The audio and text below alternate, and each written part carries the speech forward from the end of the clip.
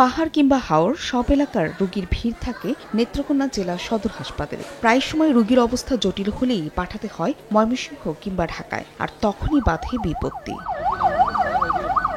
হাসপাতালের পেছনে চাকাবিহীন অবস্থায় মান্ধাত্তা আমলের পড়ে থাকা একটি অ্যাম্বুলেন্স জানান দেয় বেহাল অবস্থার। আরও একটি অ্যাম্বুলেন্স মেরামতের জন্য গ্যারেজে। এছাড়া 10 উপজেলা স্বাস্থ্য কমপ্লেক্সের 3টিতে রয়েছে চালক, অন্যগুলোতে চালকের অভাবে সরকারি সেবা মেলে না রোগীদের। এমন অবস্থায় রেফার্ড রোগীদের একমাত্র ভরসা বেসরকারি অ্যাম্বুলেন্স।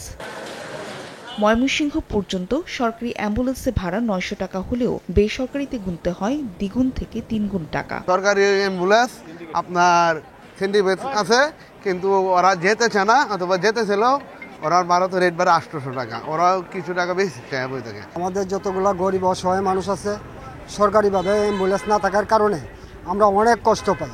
যখন প্রাইভেট অ্যাম্বুলেন্স যেতে আসলে বাড়তি খরচ, আর আমাদের অ্যাম্বুলেন্সগুলো নষ্ট থাকাতে আমরা সবসময় আসলে রোগীদেরকে ওই অ্যাম্বুলেন্স সার্ভিসটা দিতে পারছি না। তবে দ্রুত অ্যাম্বুলেন্স সমস্যা দূর করার আশ্বাস জেলা স্বাস্থ্য বিভাগের। 3টা উপজেলাতে 3টা অচল অ্যাম্বুলেন্স রয়েছে।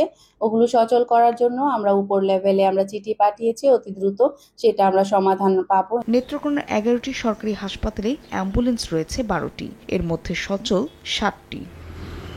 সময় সংবাদ, নেত্রকোনা।